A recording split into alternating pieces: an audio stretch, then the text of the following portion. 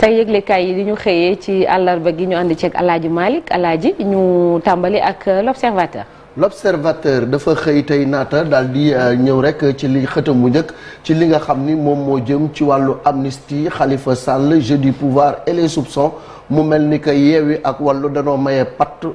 sexuñu ci yàbbi wuñ ci wàllu yi tamit njëg yi ci àdduna si dafa mel ni que fi mu toll nii nag yëf yaa ngi commencé wàcc ba tax na am na njeexital lu baax ci lii di économie bu Sénégal. ci beneen côté ca fële ca Tivaouane ñi nga xam ne ñoo di groupe Futur Média dem nañ fa xalifa général bi dalal leen daal di leen tatagal waaye nag li nga xam ne daal moom la ñu wax moo di ni groupe Futur Média am nañu cant ak ngërëm ñeel leen ci liggéey bi nga xam ne ñi ngi koy def jëmale ko ci ëttu diina yi rawatina ca Tivaouane. infrastructure BRT Mansour Faye moom daal dinay joxe date yi nga xam ni ca la ñu war a nag dakkal liggéey bi daal di BRT bi daal di daw buñ ca jógee dañuy ñëw ci remboursement de la dot lii nag lu doy waar la naata mu mel ni que fi mu toll nii nag jigéen ñi dafa am benn pression bu ñuy teg ci ñoom bu fekkee ni da ngaa bëgg a sëy nga toog sëy boo mënta sëy nga delloo la nga xam ni moom lañ la joxoon jëm ci wàllu may gu njëkk ak lu ni mel loolu xam naa ni dina doy waar. chambre criminelle de Dakar pour les cambriolages maanaam ki nga xam ni moo di Boy Djiné nag moom démb lañ ko doon atte bu moytuwul dina tëdd ñaar fukki ati kaso moom nag xam ngeen ni moom moo demoon rek def càcc gu doy waar ca Lagon ak ca Savana. Matar Diop bu subateel moom la ñu jox kàddu gi moom nag nee na du wàcce bopp mukk di defar ay complot li ni mel jëmale ko ci ay artistes nee na nag tabb gi ñu ko tagg ca Africama loolu liggéeyam moom moo ko may. ñu jàll ci beneen Alaaji enquête. l'enquête mu ni nag Yewwi ak askan wi fi mu toll nii nag ña ngay manœuvrer kenn ku ci nekk daal yaa ngi jéem a xool naka ngay def ba gën a am taxawaay bu dëgër ci langue ko politique bi. plage de Dakar business lucratif mu mel ni daal ci plage Dakar yi ak tàngoor week ñu mel am na ci ñu nga xam ne daal gis nañ ci seen bopp ndax ay liggéeyu sew sawaan ña nga ko cay def di ca am ay koppar. insignifiance du poids de l'Afrique pour la France Ndongo Samba Sylla détruit la théorie du SRA moom nag mu mel ni que daal France ni nga xam ne noonu la ñu noote Afrique ba nga xam ne ñun tekk wuñu dara ci seen kaw moom Ndongo Sylla dal na ci seen kaw. ñebbe séeréer l'explosion de l'usine Star dafa daal di def rek benn blessé juróom-ñeenti nit ñoo ci am ay gaañu kenn ñàkk ci ay bakkanam ginnaaw bi nga xamee ni nag usine ba dafa daal di tàkk difficulté maanaam suñu capitaine bi muy Kalidou Koulibaly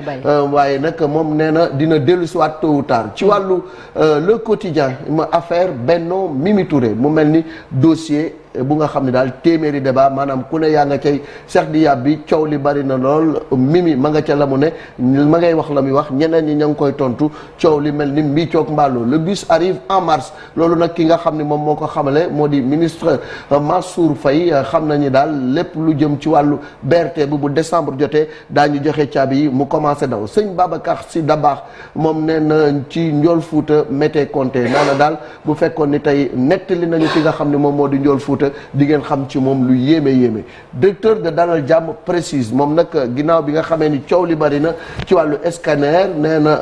na c'est le scanner et non la radiothérapie qui est en panne maanaam scanner bi moom moo paan waaye radiothérapie bi ñuy wax ni dafa paan moom dara sikku ca hôpital Dalal Jàmm ma nga koy doxal. Malick ñu dem ci le soleil. le soleil ñëw ci semaine de la mobilité durable et du climat mu mel ni que démb rek Ablaye Cissé mi ngi doon waxtaanee lu ni mel Dakar laboratoire d'idées pour la COP 21-27 mu mel ni que daal Dakar la ñu war a daje di fa nas di nocci xalaat bépp xalaat bu nga xam ne daal dina jëm ci wàllu mobilité beeg lu ni mel. Kër Ñaa foofee yi tamit ca Ndambaatu spectre des inondations mu mel ni que daal lu jëm ci wàllu mbënn mi ñu ngi koy commencé fàtte concertation sur la filière arachidière waxtaane lu jëm ci mbayum gerte mi Aly Ngouille Ndiaye mi ñu dénk wàllu mbay meek lu ni mel nee na daal fi mu nekk nii taxawal na les règles du jeu maanaam kenn ku ci nekk xam nga nooy doxale. Libération lu mu xëyee tey. Libération mi ngi xëyee nag ci rek mbir mu doy waar ca Attijari Bank mu mel ni que dañ ko condamné ngir mu fay kii di Bokar Samba Dièye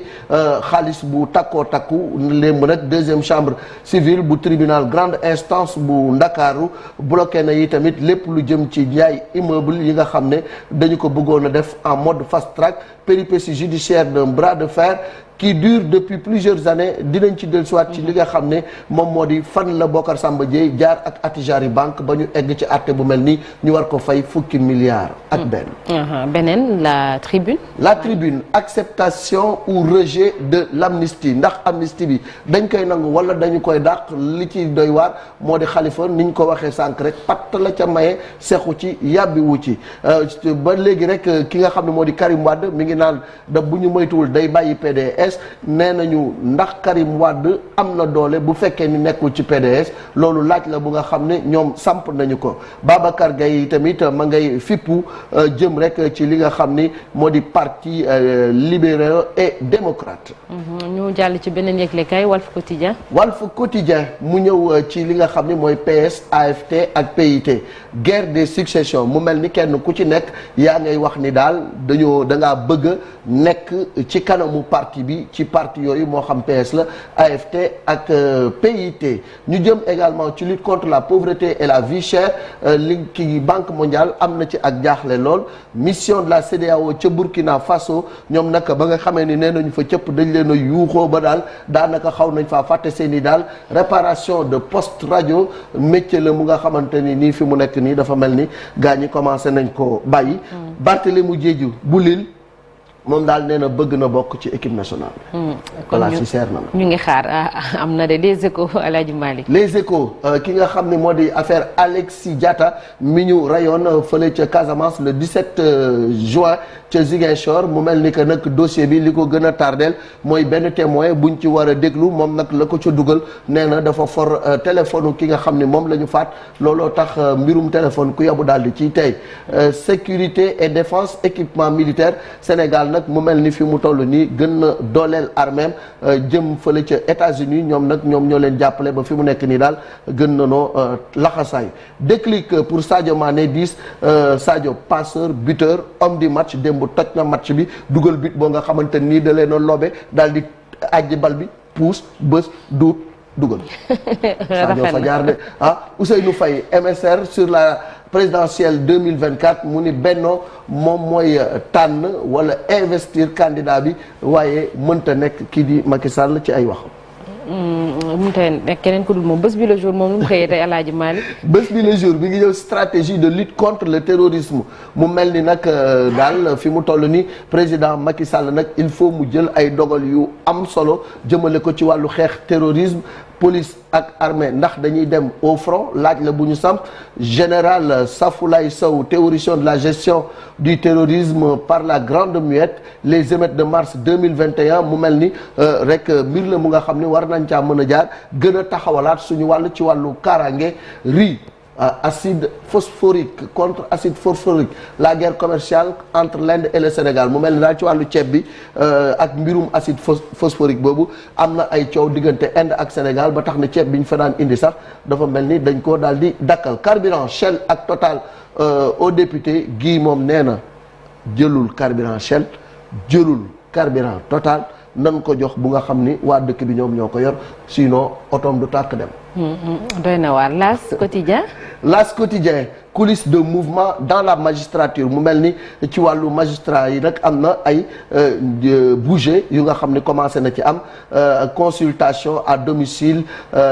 fatidique mu mel ni daal fi mu nekk nii am na ñu nga xam ne commencé nañu waxtaan ak ñoom ngir xool naka la ñuy def ba remplacer ñenn ñi mu mel ni jeu de chaise musicale daf ci war a am violence physique et verbale politique à l'école loolu nag ki nga xam ni moom la ñu dénk wàllu médiation muy Demba Kandji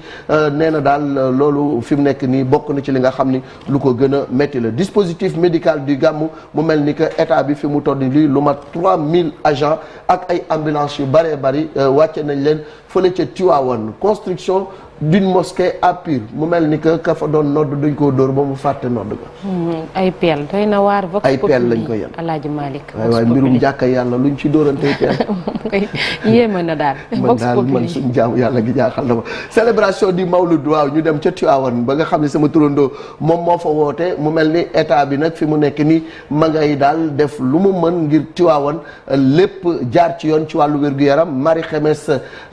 dafa mel ni ay moyens yu bari daal daal moom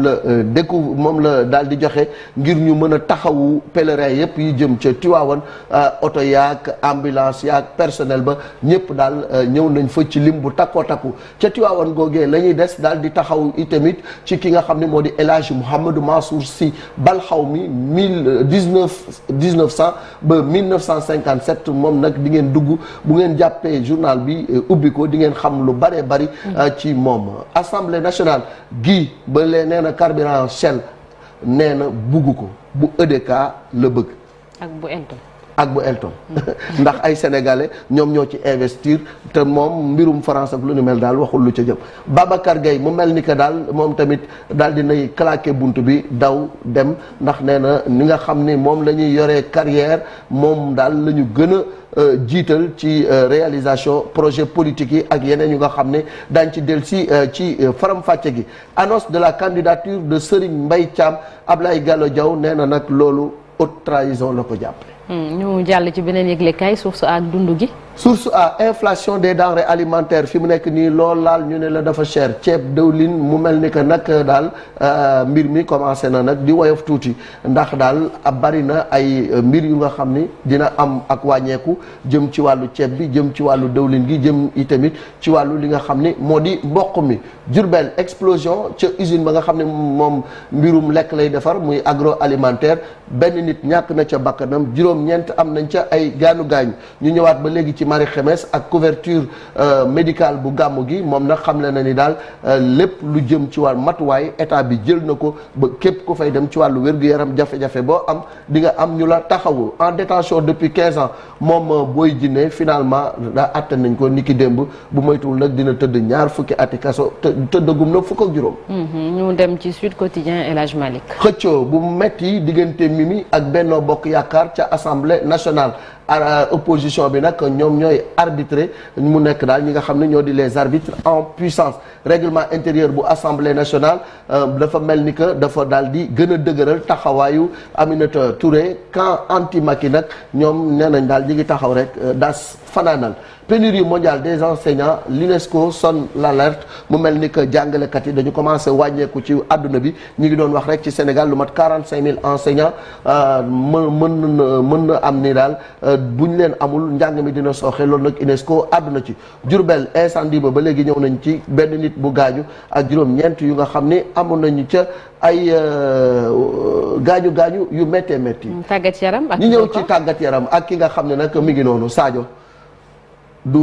dugal joxe ñu dugal ñu def ko homme du match démb daal mu mel ni que Sadio ma ñu xamoon dellusiwaat na Pape Gueye ak Marseille yi tamit ñoom am nañu ndam ci wàllu Ligue de beach soccer Mamadou Diallo mi tàggat xale yi footballu mbeex mi nee na daal champion lañu waaye nag bari na lu nga xam ne war nañ ko joyanti ngir équipe bi gën a dëgër. Tournoi UFOA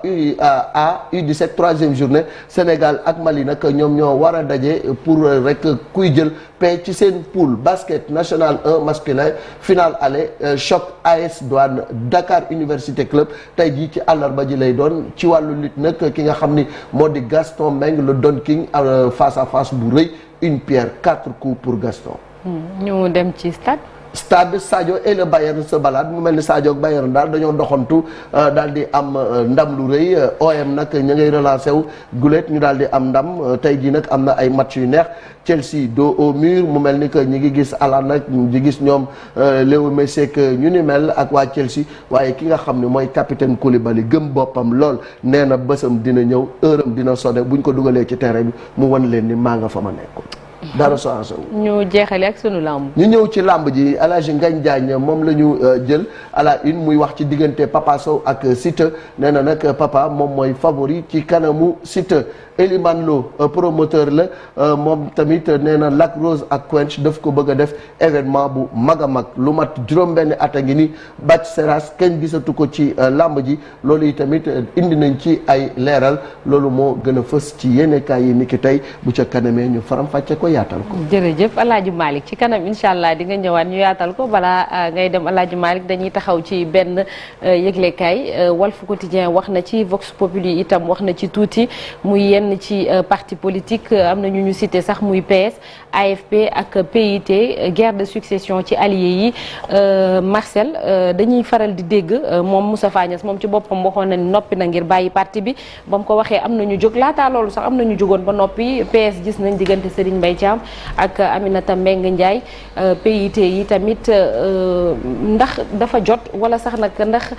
jotu woon bu yàgg ñu jéem a xoolaat parti yi defaraat ko renouveler instance yi ngir bañ coow yi di am ndax plus muy yàgg plus coow yi di gën a bari. Effectivement waroon nañ ko def à mon avis bu yàgg d'autant plus que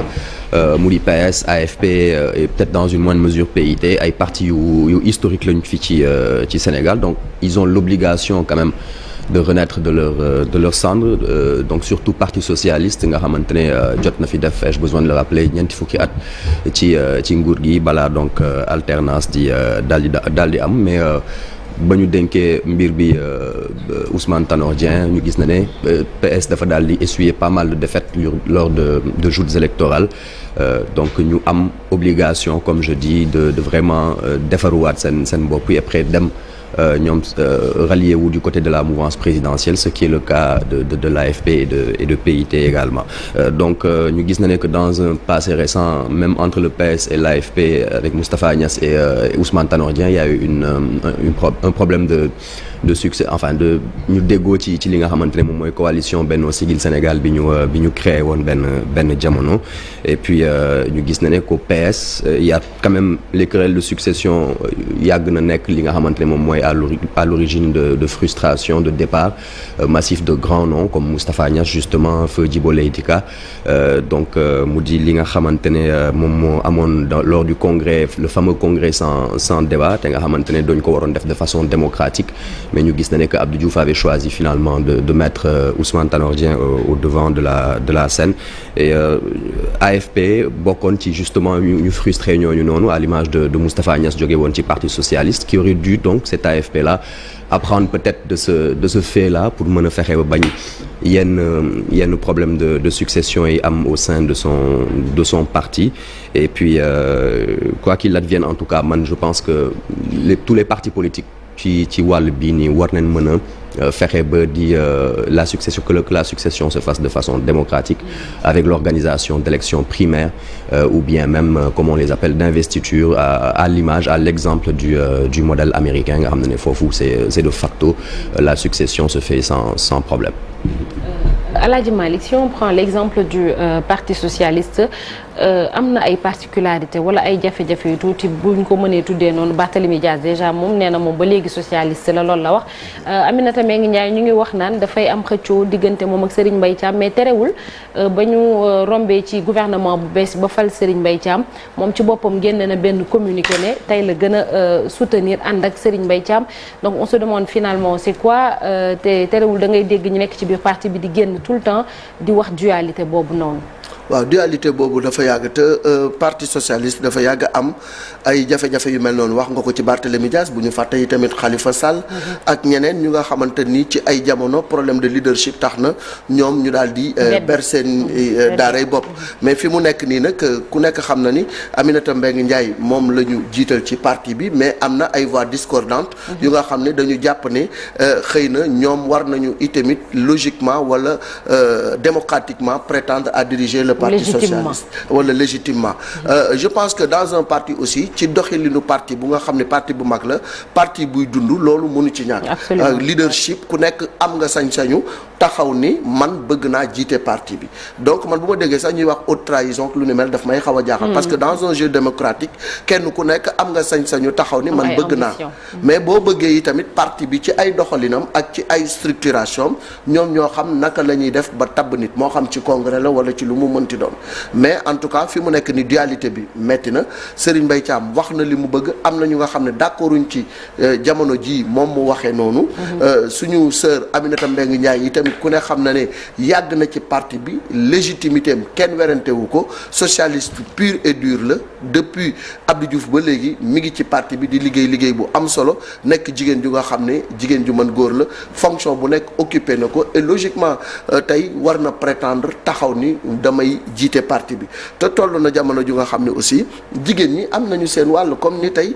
Mimi Touré fippo ni moom tamit xëy na dina nekk candidat ci présidentielle yi di ñëw et cetera. Au niveau du Parti démocratique sénégalais c'est également la même chose parce que ku ne xam na ne ay jamono li toj parti bi mooy lu ñu tuddee maanaam Wade dafa bëgg a jël njabootam teg ko ci kaw parti bi am ñu nga xam ne nag ba parti PDS ba léegi dañu cee nekk di xeex ba PDS jël nguur gi lu ne fekk leen ci coono bu nekk daj nañ ci ñu daj ko ci tey est-ce que légitimement Karim Wade parce que doomi Ablaye Wade la. war na mën a ñëw loolu moom moo waral xañ na tasaaroo bi. parce que lu bëri bàyyeeku nañ. la parti démolition monarchique du pouvoir rek lu nekk dégg nañ ko fi le fils d'emprunt et le fils biologique nangam lu nekk dégg nañ ko fi tey jii am na ñu nga xam ne dañuy wax ni Karim amul légitimité boobu warul mën a toog dans son fauteuil doué. ñu koy xaar ba mu ñëw mu jiite parti bi daal di doon bàyyam ndax PDS c'est vrai Ablaye Wade moo ko symbolisé mais nekkul aussi ndono dafa am ay jaar-jaar yu ñu war a jaar sur le plan démocratique ba ñëpp d'accord ñi ay la yéwén Karim moo war a jiite moom moo am leadership boobu ñu jiital ko wa ilaa ñu xool ci parti bi ku nga xam ne tey war na fa logiquement mën a wuutu maître Abdoulaye Wade mu wuutu ko mais ba léegi bu ñu fàtte ni le vieux malgré son âge avancé moom mooy tirer les ficelles actuellement moom mooy nekk le maître du jeu. Beaucoup en doute nag Alaaji Malick bëri jàpp nañ ni Karim Wade ci boppam moom mooy tiré ficelle yi. non paa bi xam nga lu neex Karim neex na Ablaye. waaw loolu mooy mbir mi lu neex Karim neex na Ablaye lu Karim bëgg la Ablaye Wade bëgg lu Ablaye Wade bëgg la Karim bëgg ñoom ñaar réeroo wuñ ci dara. li nga xam ne moom la Karim di waxi tamit réeroo wu ci ak papaam. mais ce qui est sûr et certain moo di ni tey PDS am nañu problème mu leader charismatique bu nga xam ni war na mun a jiite parti bi ba tey ñu defaraat parti bi ndax parti bi xaw na tasaaroo au niveau du PIT également depuis que Amath Dansokho dem ku ne xam na ni bataille de positionnement bi am na foofu donc ça veut dire que aujourd'hui dans ces grands partis traditionnels bataille de positionnement bi ku nekk yaa ngi xalaat ni war nga mën a donn logiquement leader charismatique bi fi nekkoon te nekkatu fi. Cheikh Tidiane Malick wax na ko. Oui. L'autre question ce sera est-ce que PS, AFP ak PIT comme ils sont dans la mouvance présidentielle en 2024 ndax ils vont décider d'aller seuls ou bien dañuy nar a continuer ci coalition Benno Bokk Yaakaar ça aussi ce sera intéressant lu jaral laaj la te lépp mi ngi aju ci mbirum troisième mandat bi ndax Macky da koy présenter wala du ko présenter. Cheikh Tidiane kii El Hadj Malick wax na ko sànq c'est normal ci parti buy dox waaye boo xoolee lu mel ni APR jamono ji nga xam ne président Macky Sall moo ko jiite mooy jiitu réew mi après Macky Sall c'est pratiquement le désert te foofu doo dégg sax kenn naan man damaa bëgg jiite parti APR. maanaam ñoom parti yooyu li ñu am sax xañ na APR amu ko muy problème structuration bien vrai que moom tout le temps danaan loolu am. non naata ñoom c'est le même scénario ñoom ñëpp ñoo ndurule ni yëf yi demee ak fu muy mujjee parce que li ko waral mais c'est nan lañ ko waxate ca commencement ba la ca ndorteel ga la parce que parti ni mu juddoo la benn nit moom mooy jóg incarné ko samp partem pare après def ko moomeelam di ci def moyens yi tamit di génne xaalisam ban parti nga gis fii mu amee ñeneen ñi ci def seen i ñàkk ak seen temps non di nga am ay bailleur ñu lay jàppale mais parti bi ki ko samp moom day dem ba jàpp ni que c'est son patrimoine AFP soo demee da ngay Moustapha Niasse moo ko moom PDS kan moo ñeme jóg ñëw naan Ablaye Wade dugal fii defal lii par thème la nu mu tuddati soo demee ay URD yi n'ont pas survécu nu mu tuddati au départ de Djibo Leyti Ka parce que moom moo ko doon incarné après bi mu fi jógee c'est pratiquement le néant yaa ngi koy tudd PIT aussi pareil tey jii APR moo fi nekk yàgg Macky Sall qui l'incarne tey jii suñu demoon opposition mu nekk parti tasaaroo mel ni yeneen parti parce que c'est pas structuré comme ni ñu ko waxee démocratie bi nga xamee ni moom moo war a am ci parti politique yi amu ci parce que comme ni ñu ko waxee benn nit moom moo koy incarner li mu wax la ñuy def malheureusement. Ibou. waaw soxna Naata man benn lecture bu ma ci xaw a def wala sax ñaar si vous voulez mooy Malick wax na ko léegi souvent dañuy wax problème leadership. ñi ko samp bu ñu fi jógee problème succession dafay poser mais également souvent problème positionnement bi tamit dafay tax yenn leaders yi nga xamante ne ils ont montré peut-être benn image bu ñu jàpp ne war nañ mën a accéder à yenn responsabilités yi dañuy fippu yenn saa yi bu ko defee souvent da ngay gis coow li bëri au sein des partis politiques lu normal la mais je pense que ce qui est à l'origine yenn situation yi mooy textes yi ñoo desee leer parce que bu fekkente ne waaw dañ ne c'est vrai que problème bi mooy li Cheikh Tidiane wax léegi la ku ñëw samp ay yëfam la donc pour ngeen ñëw nekk jóge fii du yomb mais su fekkonte ne textes yi leer na comme ni ko constitution di waxee yenn saay ci problème mu mandat yi problème bi du posé wu boo defee ñaari mandat ñetti mandat nga jóge fii par exemple dans les partis politiques